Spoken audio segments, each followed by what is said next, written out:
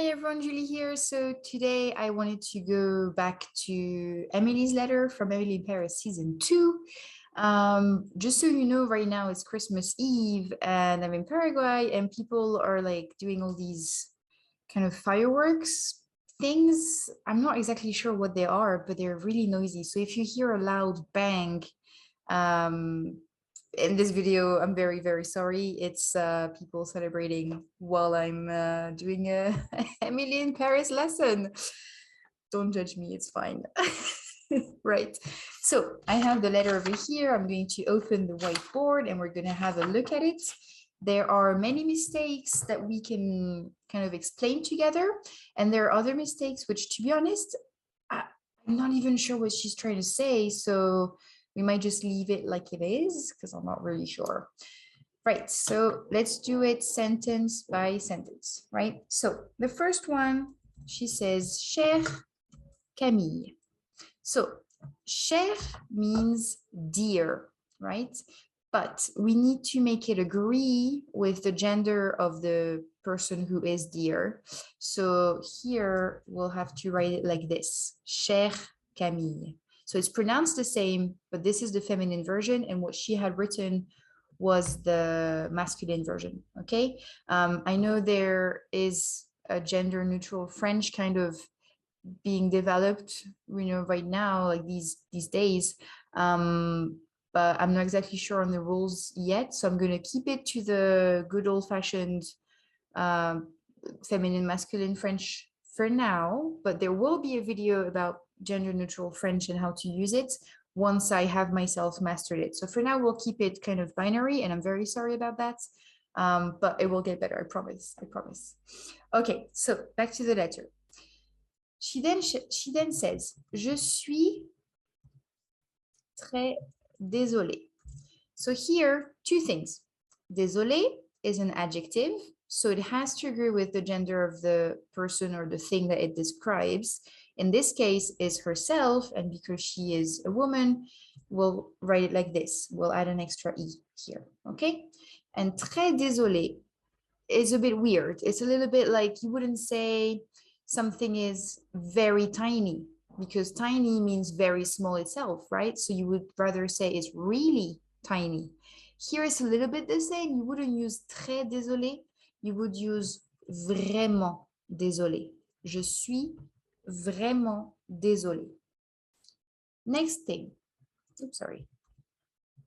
She says, tu, bienvenue moi à Paris.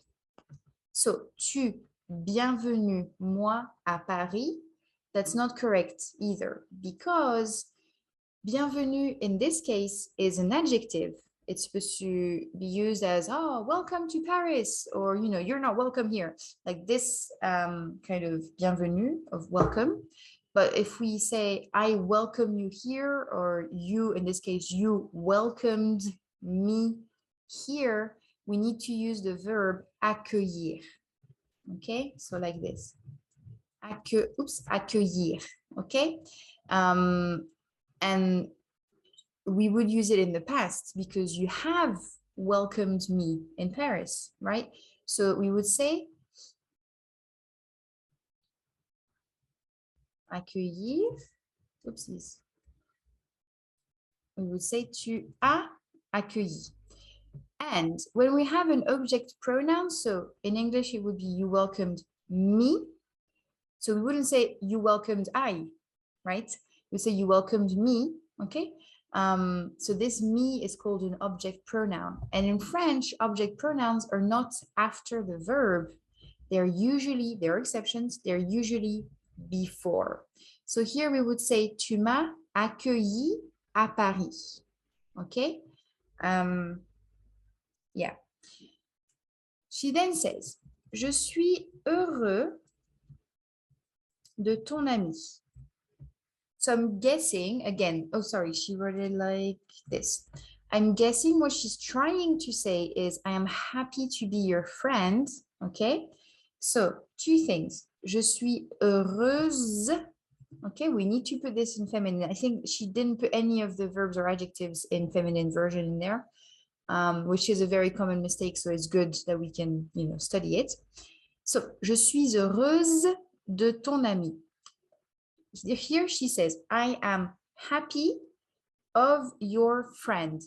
So here we can correct it two ways. We can either say, je suis heureuse d'être, d'être ton ami. I'm happy to be your friend. Or, je suis heureuse de ton amitié, which is friendship, which would be maybe closer to what she wrote, but it sounds weird. We would say, je suis heureuse d'être ton ami. Okay, je suis heureuse d'être ton ami. And so let's correct it in our letter. Je suis heureuse d'être ton ami. Ami needs an E at the end, okay, because it's feminine. Why do we not say ta ami? Because we know that, maybe you don't know, but like the possessive pronoun for you is supposed to be ta, okay? If the thing that is possessed or owned is feminine. So an example, we would say ton chien, your dog, because chien is masculine, but ta maison, because maison is feminine. So we would say ta maison. So here, why doesn't she say ta ami? Because if this word here starts with a vowel, then we'll use ton. So for example, ton ami. Okay, so this is a bit trickier. Just remember that usually when there are exceptions like this, it's about the language sounding more fluid, more smooth, you know? So ta ami, it's kind of like, but ton ami, it sounds much more pleasing, like phonetically, right? So, je suis heureuse d'être ton amie. What does she say next? Then she says, tu crois que je manque moi? And I have no idea what she's trying to say. I've looked and I thought about it. I've translated it into a bunch of languages to see what it could mean, but I have no idea. So we're just going to skip that part because I don't know what she wanted to say. Then she says, je aime toi beaucoup, ma fille. Sorry. Je aime toi beaucoup, ma fille. So here, as I have said before, with this little M here, right? Oops, sorry. Actually, I put this M in the wrong place. It's supposed to go here. Tu m'as accueilli. I'm very sorry. Tu m'as accueilli. Excuse me. So here, the toi will need to be a T apostrophe. Okay? Je t'aime. Je t'aime. We know je t'aime, right? I love you. Okay? So, je t'aime beaucoup. So this is good. Je t'aime beaucoup, ma fille. So, ma fille here means my daughter. Okay? So, une fille is a girl, but when you say ma fille, my girl, it means my daughter. Okay, so here it's just very strange.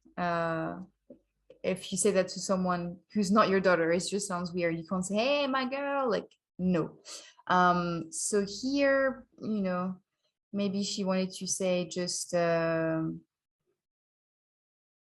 girl or my friend.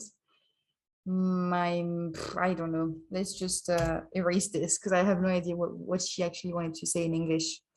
Again, next one. Oof, this is a good one. Je suis triste que je suis coquin. So, je suis triste que, if you use this, je suis triste que, you must use subjunctive here. And the subjunctive is quite hard. So there are ways to go around it. So instead of saying je suis triste que, we'll say je suis triste de plus a verb in its infinitive form, so a non-conjugated verb, okay?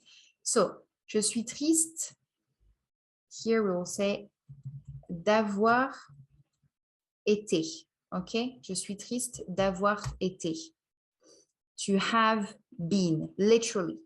I am sad to have been. In this case, it's a literal translation of English. Et coquin, so coquin means naughty, but in a sexual way. So you would not say that to someone who's being a dick, so like, or someone who's misbehaving. You wouldn't call them a coquin because it means they are well, I'm not going to say it, but you know what I mean, right? It's a very sexual meaning, so we would not use it in French like this, at least. We would rather say, je suis triste d'avoir été, I don't know, a bad person, or d'avoir été, what could we say? I don't know.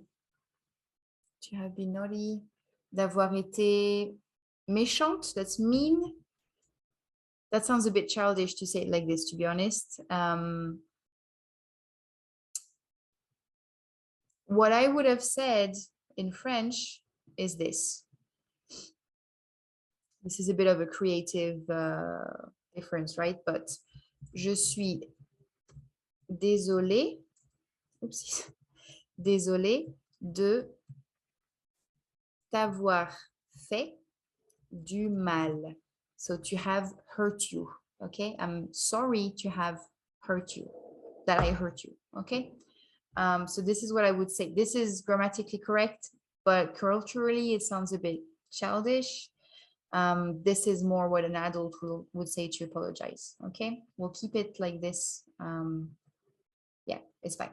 Okay, next sentence. She says, so then she says, je pardonne ton cœur perdu. I forgive your lost heart.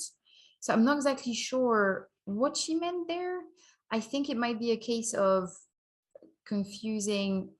I ask for forgiveness and I forgive. So I think you would say, je te demande pardon. That I ask for forgiveness. Je te demande pardon. Okay. Ou simply pardon. That's just like pardon, sorry. Okay. And then the lost heart thing, I'm not really sure exactly what she meant either, so we're not going to delve into that. And then she says, j'ai besoin beaucoup toi parler et entendre, s'il te plaît. So here she says, I need a lot, you speak, and here, please. So I think what she's trying to say is, so here again, j'ai vraiment besoin. Okay, not besoin beaucoup, mais vraiment besoin. J'ai vraiment besoin. It's like you wouldn't say, I very need to speak with you. You say, I really need to speak with you. Here it's exactly the same. J'ai vraiment besoin. Besoin de. Okay, if you say besoin, you usually need to say de after. Okay, so j'ai besoin de te parler. Okay, so this te here is the same as this one, and this is me, so it's the I version. But this is the same object pronoun, and you see it before the verb, de te parler. Okay, so I really need to speak with you, and here I don't know if she means like I need you to hear me out, maybe. So we'll use a little bit of subjunctive just to spice it up. So we'll say j'ai vraiment besoin de te parler et que tu m'écoutes, s'il te plaît. So if you are struggling with the subjunctive, you're probably at a higher level than the content of this lesson. But in case some of you are here watching this, I have made a free subjunctive guide. It's completely free. There's zero commitment to anything. You can just download it in the comments, okay, if you want to study the subjunctive on your own. And there are a couple of exercises in there. Yeah, and also feel free to message me if you ever have doubts on how to use, something in French. Message me on Instagram. I'm, as you can hear from me doing this on Christmas Eve, I'm not a very social person. So I'm not very busy. I have time to answer messages on Instagram. So feel free to send me a message.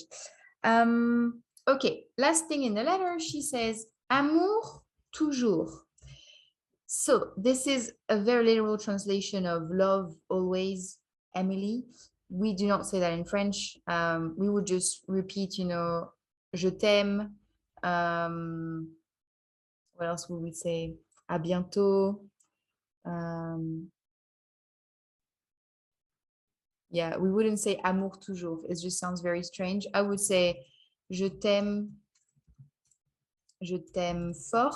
I like you a lot. Like I love you a lot. Okay. Je t'aime fort, Emily. That's how I would sign the letter personally. Again, this is, not 100%. This is how it needs to be. Like, this is my interpretation of this very literary piece of art. But other teachers might correct it differently. Okay. So don't take it as I need to be speaking like this exactly, yeah.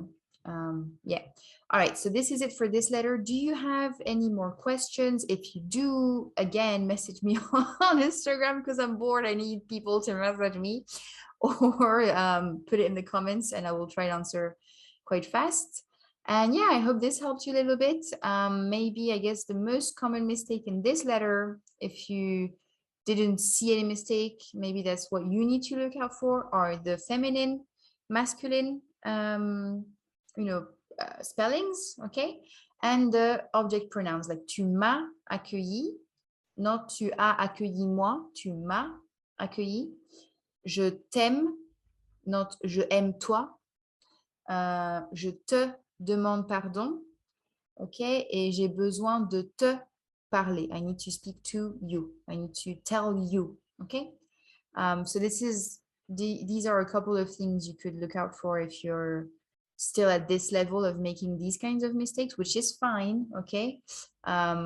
This is what you need to look out for. All right, this is it for today. Thank you so much for watching. I will see you very soon. Bye.